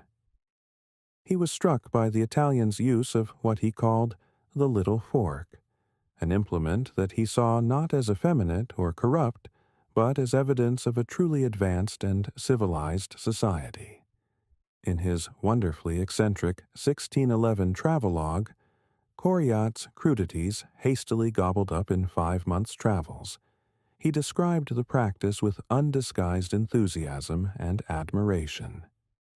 Coryat noted that the Italians used the fork for reasons of hygiene and practicality, observing with characteristic directness that the Italian cannot by any means endure to have his dish touched with fingers, seeing all men's fingers are not alike clean. This was not, in his view, evidence of excessive delicacy or unnatural refinement, but simply good sense and proper consideration for one's dining companions. The fork, as Coryat presented it to his English readers, was not a symbol of foreign corruption, but a practical innovation that solved real problems and enhanced the dining experience for everyone involved. He saw it as an example of Italian ingenuity and sophistication that English society would benefit from adopting. Convinced of the wisdom of this Italian custom, Coryat adopted the practice himself and brought several forks back to England with him, hoping that his countrymen would recognize the practical advantages of this foreign innovation and gradually incorporate it into English dining customs. He presented the fork not as a challenge to English values, but as an improvement that could enhance English civilization. He was sorely and spectacularly mistaken in this hope. The English reaction to Coryat's enthusiasm for the fork was swift, merciless, and devastating. Rather than seeing him as an innovator or a cultural bridge builder, his countrymen viewed him as a traitor to English values and a ridiculous victim of foreign influence. The English response was a form of cultural protectionism that went far beyond simple rejection of a dining utensil. The mockery of Thomas Coryat and his fork became a way of defining and defending English identity against what was perceived as the corrupting influence of continental culture. The fork was not just foreign, it was anti-English, a symbol of everything that true Englishmen should reject and resist. Coryat's countrymen ridiculed him mercilessly, branding him with the mocking nickname Furcifer. This cruel epithet was a masterpiece of linguistic mockery that demonstrated the wit and viciousness of English satirical culture. In Latin, Furcifer literally means fork-bearer, but it was also a common insult meaning rascal or scoundrel. The nickname thus managed to mock both Coryat's advocacy of the fork and his general character, suggesting that anyone who would promote such foreign nonsense was by definition disreputable. The theatrical community, always eager to capitalize on popular attitudes and current events, quickly joined in the mockery. Playwrights of the era, including the great Ben Jonson, eagerly incorporated jokes about forks and their supporters into their works. In Jonson's 1616 play The Devil is an Ass, a character satirically praises the laudable use of forks, brought into custom here, as they are in Italy, to the sparing of napkins. This theatrical mockery was particularly damaging because it reached beyond the educated elite to influence popular opinion throughout English society. The theater was one of the few cultural institutions that brought together people from all social classes, making it a powerful force for shaping public attitudes and cultural values. The English rejection of Thomas Coryat and his fork was not simply about table manners or dining customs. It was fundamentally about national identity and cultural independence. The mockery of Coryat represented a broader English resistance to continental influence and a determination to maintain what was perceived as the distinctive character of English civilization. This cultural resistance was deeply rooted in England's political and religious rivalry with Catholic Southern Europe. The English had fought wars against Spain, France, and the Italian states. They had broken with the Roman Catholic Church and established their own Protestant religious identity. They had developed a national mythology that emphasized their independence, their practical common sense, and their resistance to foreign corruption. In this context, the fork became a symbol of everything that England claimed to oppose: foreign luxury, unnecessary refinement, and what the English characterized as continental decadence. To adopt the fork was not merely to change one's dining habits, it was to risk being seen as un-English, as someone who had been corrupted by foreign influence and had lost touch with authentic English values. For decades after Coryat's failed attempt to introduce the fork to England, the utensil remained a symbol of foreign pretension and cultural betrayal. It was used only by a few spruce gallants and pretentious dandies who were willing to endure social mockery in exchange for what they considered a more refined dining experience. The fork's eventual acceptance in England would require generations of gradual cultural change, the influence of continental fashions, and the slow evolution of English attitudes toward foreign innovation. But even as England was slowly and reluctantly beginning to accept the fork in the early 18th century, the utensil faced its final and most ideologically committed frontier of resistance across the Atlantic Ocean. The fork encountered its most pious and determined opponents in the fledgling colonies of North America, where English suspicion of foreign affectation was amplified and intensified by the stern theological convictions of Puritan settlers. These colonists had come to the New World not merely to seek economic opportunity, but to create a perfect Christian society, a city upon a hill that would serve as a model of godly living for the entire world. The Puritans brought with them from England not only their religious convictions, but also their cultural prejudices and their suspicion of anything that smacked of luxury, refinement, or foreign influence. They were determined to create a society based on simplicity, hard work, and strict adherence to biblical principles, a society that would reject the corruption and decadence they associated with European civilization. The first recorded fork in America arrived on June 25, 1633, in a case of utensils sent from England to John Winthrop, the formidable Puritan governor of the Massachusetts Bay Colony. Winthrop was not merely a political leader, but a spiritual guide who had articulated the colonists' vision of creating a perfect Christian commonwealth in the New World. The arrival of this single fork created a religious controversy that revealed the deep theological foundations of American resistance to this European innovation.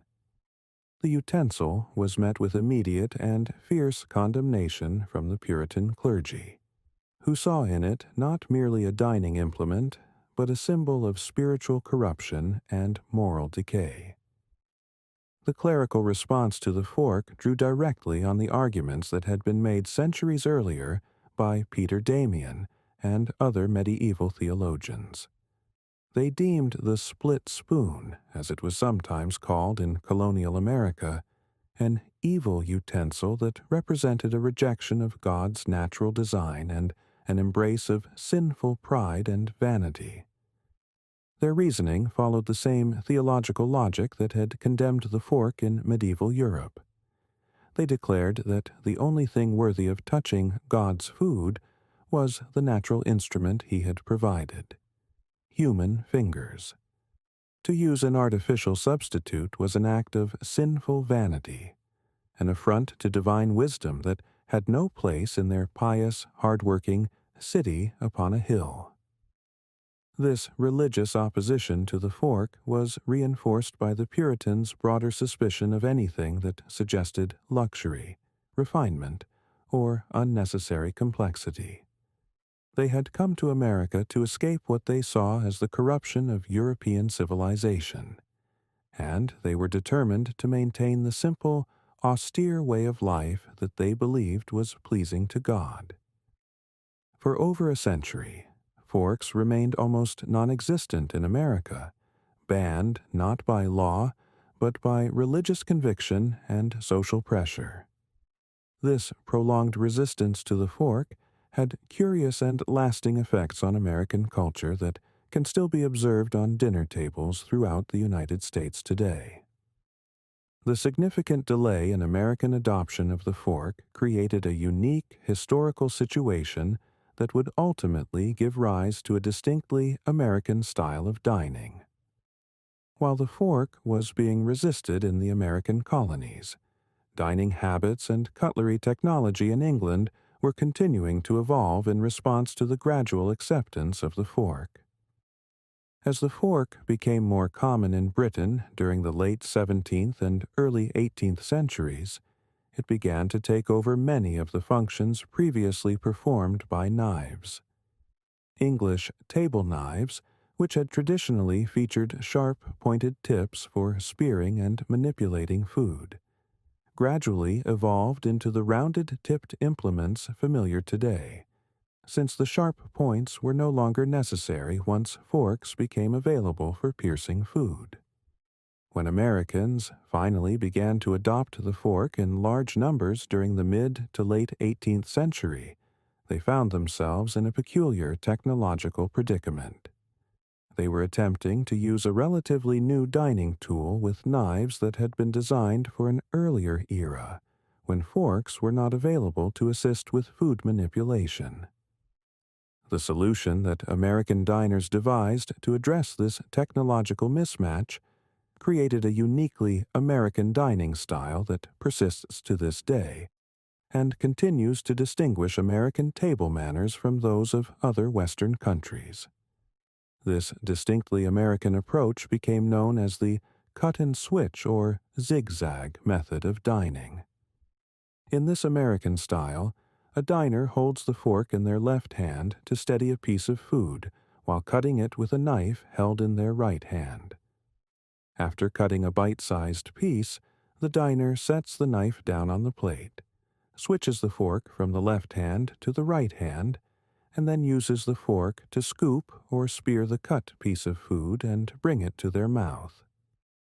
This elaborate procedure is repeated for each bite throughout the meal, creating a distinctive rhythm of cutting, setting down, switching, and eating that is immediately recognizable to observers familiar with international dining customs. The American method contrasts sharply with the more efficient European or continental style, where the fork remains in the left hand throughout the meal, eliminating the need for constant switching between hands. This seemingly peculiar American dining habit is thus a direct artifact of the complex historical forces that shaped the fork's acceptance in America. It represents a living fossil of early colonial religious ideology, technological adaptation, and cultural evolution that continues to influence American behavior centuries after its origins. The American cut-and-switch method serves as a perfect example of how historical events and cultural conflicts can have lasting effects that persist long after their original causes have been forgotten. Most Americans who use this dining style today are completely unaware of its historical origins in Puritan theology and colonial resistance to European innovation. The fork's eventual triumph in America, as in Europe, was gradual and incomplete. Even after it gained acceptance among the upper classes, it took generations to spread throughout American society. Rural areas, in particular, remained resistant to the fork for much longer than urban centers, and class distinctions in dining customs persisted well into the 19th century. The American experience with the fork thus represents the final chapter in the long history of Western resistance to this simple but revolutionary dining implement. From the theological condemnations of medieval Europe to the cultural mockery of Renaissance England to the religious opposition of Puritan America, the fork faced centuries of determined resistance before finally achieving universal acceptance. Yet, in each case, practical necessity eventually overcame ideological opposition. The fork's advantages in terms of cleanliness, efficiency, and dining elegance proved too significant to ignore indefinitely. The utensil that had once been condemned as an instrument of the devil gradually became recognized as a tool of civilization, marking one of the most remarkable transformations in the history of material culture and social attitudes. Part 4. The Modern Fork. As the fork slowly conquered the Western dinner table, it also underwent a profound physical transformation that would determine its ultimate success. This evolution from a simple, dangerous spear into a versatile, elegant tool is a quiet story of user-centered design, reflecting a deeper change in society's relationship with food, comfort, and the very nature of civilized behavior. The earliest table forks, those scandalous tools of Byzantine princesses and Italian nobles, were primitive instruments by modern standards. They were small and straight, with only two long, sharp tines that projected directly forward from the handle like miniature spears. This design, while revolutionary for its time, was fraught with practical difficulties that would plague early adopters for centuries. These early two-pronged forks were excellent for their primary purpose, piercing a piece of meat and holding it steady while cutting. But they were notoriously clumsy for eating almost anything else. Small foods like peas, grains of rice, or delicate vegetables would simply fall through the wide gap between the tines, creating embarrassing moments for diners who were already struggling to master this foreign implement. There was also the not insignificant danger of injury. The long, sharp, straight tines presented a genuine hazard to lips, tongues, and the roofs of mouths. Many early fork users bore the scars of their experimentation with this new dining technology, and critics of the implement were quick to point out that God's natural eating tools, fingers, never caused such accidents. The solution to these fundamental design problems emerged gradually during the late 17th and early 18th centuries, primarily from the workshops of innovative French and German cutlery makers who were responding to the growing demand for more practical table implements. These craftsmen began to experiment systematically with the fork's form, first addressing the most obvious limitation, the number of tines. The addition of a third tine was the first major improvement, creating a more stable platform for food and reducing the likelihood of dropping smaller items. This three-pronged design became increasingly popular throughout the 18th century, particularly in England and Germany, where it represented a compromise between the primitive two-tined fork and the more elaborate designs that would follow. But the true revolution in fork design came with the introduction of a fourth tine, creating the basic configuration that dominates modern cutlery.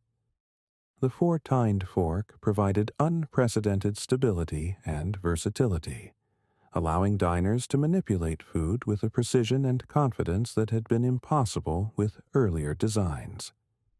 However, the most significant innovation was not the number of tines, but their shape. The true masterstroke of fork design was the introduction of a gentle upward curve to the tines, a seemingly minor modification that would transform the very nature of dining. This curve was a revolutionary design breakthrough that solved multiple problems simultaneously while creating entirely new possibilities for elegant eating. The curved design transformed the fork from a single-purpose piercing tool into a multi-purpose utensil that could function like a shallow scoop or miniature shovel. The curve allowed the fork to lift and contain foods like rice, vegetables, and sauces that would have been impossible to manage with the straight-tined predecessors. For the first time, diners could eat virtually any food with grace and efficiency using this single implement. This innovation also had profound implications for dining etiquette and social interaction. The curved fork eliminated the need for constant switching between utensils during a meal, reducing the awkward choreography that had characterized earlier attempts at refined dining. A skilled user could now consume an entire course using only a fork, demonstrating a level of sophistication that would have been unthinkable in earlier eras. After some experimentation with 5 or even 6 tines, which proved too large for comfortable use with the human mouth, the 4-tined curved design became the undisputed standard throughout Europe and America by the early 19th century. This design achieved the perfect balance between functionality and elegance, creating an implement that was both highly practical and symbolically sophisticated. The success of this design can be measured not only by its universal adoption, but by its remarkable stability over time. While other dining implements have undergone continuous modification and refinement, the basic form of the 4-tined curved fork has remained essentially unchanged for over 2 centuries, a testament to the thoroughness of its original conception. Yet the fork's slow, controversial, and eventual triumph cannot be explained by technology, practicality, and taste alone. Its journey through Western society is intimately linked to a profound, long-term psychological and social transformation that would reshape the very nature of human civilization. This connection between cutlery and consciousness was brilliantly illuminated by the German sociologist Norbert Elias in his monumental 1939 work, The Civilizing Process.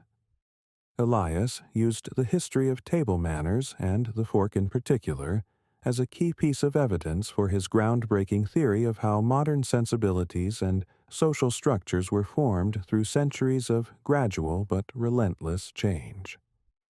Elias argued that from the medieval period onward, European society underwent a fundamental transformation in the psychological makeup of its members. As feudal territories consolidated into larger, more centralized states, and as trade and commerce created increasingly complex networks of interdependence, individuals were forced to exercise greater and more constant self-control over their impulses and behaviors. The external constraints of a violent, unpredictable, and fragmented medieval world were slowly internalized, becoming the self-restraints of a more civilized psyche. People learned to control their emotions, moderate their behaviors, and develop what Elias called affect regulation, the ability to manage their internal responses to external stimuli in socially appropriate ways. A key component of this civilizing process was what Elias termed a rising threshold of shame and repugnance. Behaviors that had once been commonplace and unremarkable gradually became embarrassing, disgusting, and socially unacceptable. The standards for what was considered proper, clean, and civilized steadily rose, creating new categories of shameful behavior and new anxieties about social performance. Spitting at the table, eating noisily from a shared dish, throwing bones on the floor, wiping one's nose on one's sleeve. All these actions, once governed by loose and external rules of courtesy, became sources of internal shame and disgust. The very thought of such behaviors began to produce feelings of revulsion and embarrassment, even when no other people were present to observe them.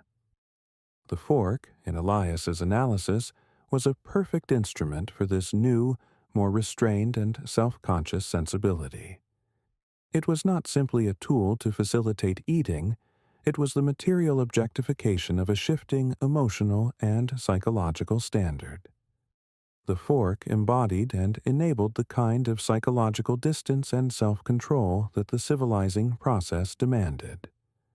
The fork created both literal and symbolic distance between the diner and their food. It inserted a barrier between the body and sustenance, eliminating the direct, tactile, and increasingly animalistic act of eating with the hands. This physical separation served as a constant reminder of the need for self-restraint and psychological control. From this perspective, the fork did not cause people to become more civilized in any simple, direct sense. Rather, a pre-existing and gradually intensifying psychological need for self-restraint, delicacy, and emotional control created the social and cultural conditions in which the fork could finally be accepted, embraced, and ultimately required. The fork succeeded not because it was inherently superior to earlier eating methods, but because it arrived at precisely the right historical moment to provide a perfect solution to a new kind of social and psychological problem. It offered a way to maintain the refined self-control that increasingly sophisticated societies demanded, while still fulfilling the basic human need for nourishment.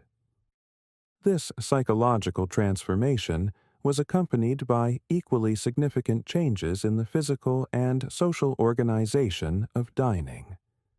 The communal eating arrangements of the medieval period, with their shared dishes, common cups, and collective trenchers, gradually gave way to more individualized dining practices that reflected and reinforced the growing emphasis on personal restraint and social differentiation. The introduction of individual place settings, personal sets of cutlery, and private plates created a dining environment that supported and encouraged the psychological changes that Elias described. Each diner now occupied a clearly defined personal space, protected by their own implements and served by their own dishes, reducing the intimate physical contact that had characterized earlier communal eating. By the 18th century, the fork had won its cultural, theological, and psychological battles across most of Europe and America. It was no longer a controversial foreign import or a symbol of dubious morality, but an accepted and increasingly essential tool for anyone who claimed to be civilized, educated, or socially sophisticated. But one final barrier remained that would determine whether the fork remained a luxury for the elite or became a universal tool of human civilization: the fundamental economic question of cost and accessibility. For centuries, forks had been luxury items, handcrafted by skilled artisans from expensive materials like silver, gold, and precious alloys. The transformation of the fork from aristocratic novelty to universal necessity was driven by the revolutionary technological and economic changes of the Industrial Revolution, particularly the development of new manufacturing techniques that would democratize luxury goods and reshape the relationship between social class and material culture. The key technological breakthrough that would make affordable forks possible was the invention of silver plating, a revolutionary process that allowed manufacturers to create the appearance and many of the properties of solid silver at a fraction of the cost. This innovation originated in Sheffield, England, the epicenter of British cutlery production and innovation. In 1742, a Sheffield cutler named Thomas Bolsover made an accidental discovery that would transform the manufacturing of decorative metalwork forever. While repairing a knife handle made of silver and copper, Bolsover accidentally overheated the metals, causing them to fuse together in an unexpected way. He realized that the silver had formed a thin but durable coating over the copper base, creating a material that had the appearance and working properties of silver while retaining the strength and economy of copper. Bolsover recognized the commercial potential of this accidental discovery and began experimenting with ways to reproduce and refine the process. He developed techniques for rolling the fused metals into sheets and shaping them into various objects, creating what became known as Old Sheffield plate, or fused plating. This innovation revolutionized the production of decorative metalwork, particularly cutlery and serving pieces. For the first time, manufacturers could produce items that had the appearance and prestige of solid silver, while using only a thin layer of the precious metal over a base of much cheaper copper or brass. The success of Bolsover's invention sparked a boom in Sheffield's metalworking industry and established the city as the world center for the production of affordable luxury cutlery. Sheffield plate became the standard material for middle-class dining implements throughout Britain and its colonies, creating a new market for elegant table settings among families who could never have afforded solid silver. But the true democratization of fine cutlery came with the development of electroplating, a process that was perfected around 1840 and offered even greater economies and more consistent results than the earlier fusion methods. Electroplating used an electric current to deposit a thin, uniform layer of pure silver onto objects made from base metals, creating products that were virtually indistinguishable from solid silver items. The Elkington brothers of Birmingham, England, were pioneers in the commercial application of electroplating technology. They built massive factories that could produce electroplated cutlery in unprecedented quantities, dramatically reducing the cost of silver-plated implements and making them accessible to an entirely new class of consumers. These new manufacturing techniques, combined with advances in steel production and metalworking machinery, completely transformed the economics of cutlery production. The mass production methods of the Industrial Revolution could now create affordable versions of implements that had once been available only to the wealthiest members of society. For the first time in history, middle-class families could afford to own complete, matched sets of flatware that rivaled in appearance the dining implements of the aristocracy. This democratization of elegant cutlery had profound social and cultural implications, creating new possibilities for social aspiration and new anxieties about status and distinction. The widespread availability of affordable forks and other table implements accelerated their adoption across all levels of society and contributed to the standardization of dining practices that had previously varied dramatically by class and region. The fork, which had once been a marker of aristocratic sophistication, became a basic tool of civilized life that was expected in even modest households. However, the democratization of the fork and other cutlery during the Industrial Revolution presented the wealthy Victorian elite with a crisis of social distinction. If middle-class families could now afford forks that looked virtually identical to those used by the aristocracy, how could the traditional upper classes maintain their sense of superiority and social differentiation?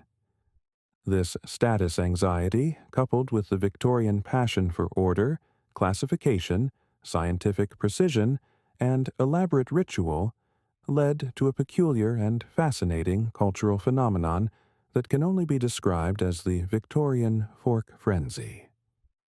If the elite could no longer distinguish themselves through the simple possession of forks, they would create distinction through the specialized knowledge of precisely which fork to use for every conceivable dining situation. Silverware manufacturers, always eager to cater to new markets and exploit emerging social anxieties, responded by creating a bewildering and often absurd arsenal of specialized utensils. They developed specific implements for every type of food, every course of a meal, and every possible dining scenario, transforming the simple act of eating into a complex test of social knowledge and cultural sophistication. This explosion of specialized cutlery turned the Victorian dining table into a veritable minefield of social etiquette, where a single wrong choice of implement could expose one as lacking in breeding, education, or familiarity with the highest standards of civilized behavior.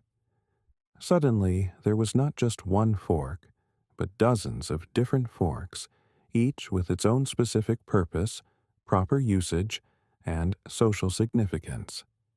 For asparagus, there were special horizontal tongs designed to lift the slippery cooked stalks without breaking them or allowing the delicate tips to fall back onto the plate.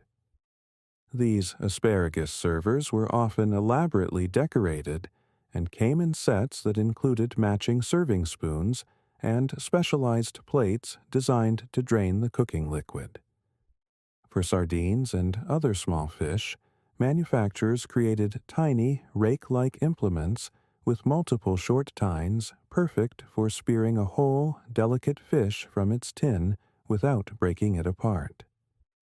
These sardine forks were often sold in sets that included special plates with built-in wells for oil drainage and matching knives for separating bones from flesh. To retrieve pickles, olives, or other preserved foods from deep glass jars, Victorian dinner tables featured pickle forks with very long, slender handles and 2 or 3 small, sharp, often barbed tines that could reach to the bottom of even the deepest containers. Some pickle forks included small spoons or scoops at the opposite end for managing liquid or retrieving smaller pieces. Even fruit was not safe from this mania for specialization. Mango forks featured a single, long, sharp central tine designed to pierce the fruit through its large seed, allowing it to be held and eaten like a modern popsicle while maintaining the elegant distance that civilized dining required. These were often paired with special plates that included small wells for collecting juice and napkin holders for managing the inevitable mess. The catalog of specialized Victorian cutlery extended far beyond these examples. There were oyster forks with curved tines designed to follow the shape of the shell, bread forks for serving from communal loaves, snail forks for extracting gastropods from their shells, berry forks for managing delicate summer fruits, and even special forks for eating ice cream that featured tines with small bowls at their tips. Some manufacturers created forks so specialized that they could only be used for single, specific foods. Terrapin forks for eating turtle soup, cucumber forks for managing salad vegetables, and grape scissors that included tiny forks for individual fruit consumption. The most elaborate Victorian table settings might include 20 or more different types of forks, each requiring specific knowledge for proper use. The social implications of this cutlery explosion were profound and often cruel. Knowing which fork to use, in what order, and with what specific technique became a complex test of one's breeding, education, and social standing. It created a new, more subtle form of social gatekeeping that could separate the established wealthy from the newly rich, the truly educated from the merely prosperous. Dinner parties became elaborate performances where guests were judged not only on their conversation and deportment, but on their familiarity with the intricate choreography of specialized cutlery. A single mistake, reaching for the wrong fork or using an implement inappropriately, could mark someone as socially inferior regardless of their wealth or achievements in other areas. This system was particularly effective at maintaining social hierarchies because it required not just money, but cultural knowledge that could only be acquired through long exposure to elite social circles. Unlike simple wealth, which could be quickly accumulated through business success or inheritance, proper cutlery etiquette required the kind of deep cultural education that took generations to develop and could not be easily faked or purchased. The Victorian fork frenzy thus represented the evolution of the fork from a practical eating tool to an instrument of social control and cultural distinction. The simple implement that had once been condemned as an instrument of the devil had now become a complex system for enforcing and displaying social hierarchies. Yet, even as Victorian society was creating ever more elaborate systems of cutlery-based social distinction, the basic four-tined curved fork was establishing itself as the fundamental dining implement that would define civilized eating for centuries to come. The specialized forks of the Victorian era would eventually fade away as social customs simplified and democratic values eroded the rigid class distinctions they were designed to maintain. The fork had completed its remarkable journey from symbol of sin to symbol of civilization, from foreign curiosity to universal necessity. In its final, mature form, it had become so thoroughly integrated into Western culture that its absence, rather than its presence, would now mark a table as uncivilized, impoverished, or deliberately primitive. The humble fork had thus achieved something remarkable in the history of human material culture. It had transformed from a controversial innovation into an invisible necessity, so fundamental to the grammar of civilized life that its users could no longer imagine eating without it. The tool that had once threatened to damn souls to hell had become an essential component of earthly refinement and social grace. Part 5. The Vault Closes. And so, our extraordinary journey draws to its close. We have witnessed one of the most remarkable transformations in the history of human civilization, a story so strange and unlikely that it reads like fantasy, yet every word is true. We have traveled through 8 centuries of human drama, religious fury, cultural resistance, and social evolution, all centered on the most humble of objects, a simple metal fork. Let us pause for a moment in the gathering darkness of sleep and reflect on the incredible distance we have traveled together.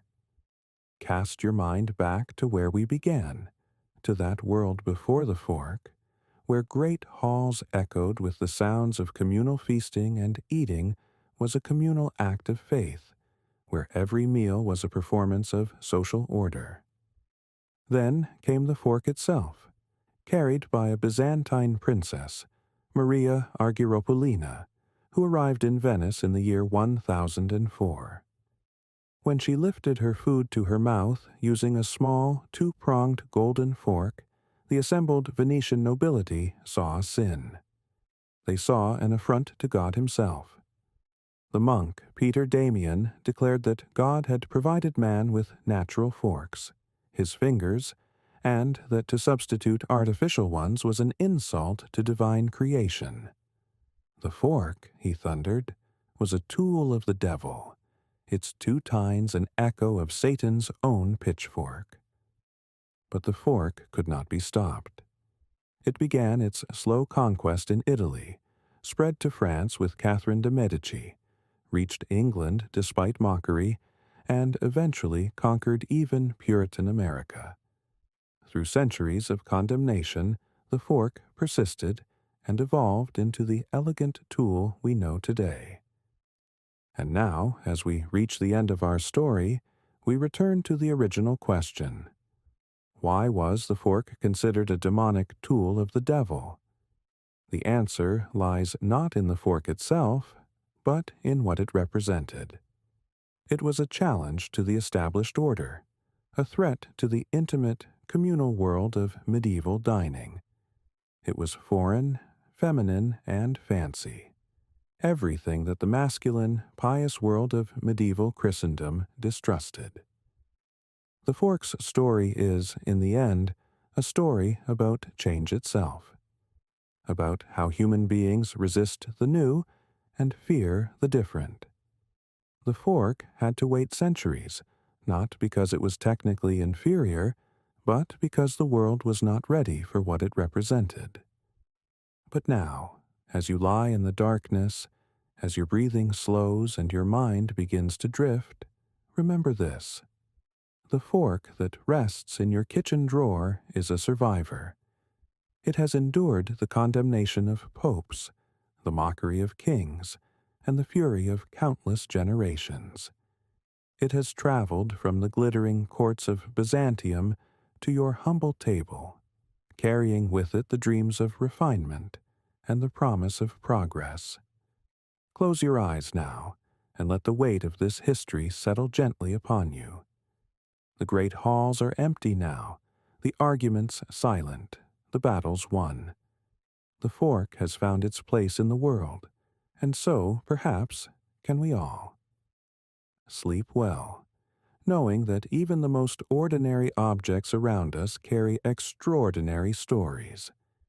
And in the morning, when you reach for that simple utensil, remember the long journey it has taken to reach your hand. The vault is closing now. The story is complete. There is nothing left to do but rest.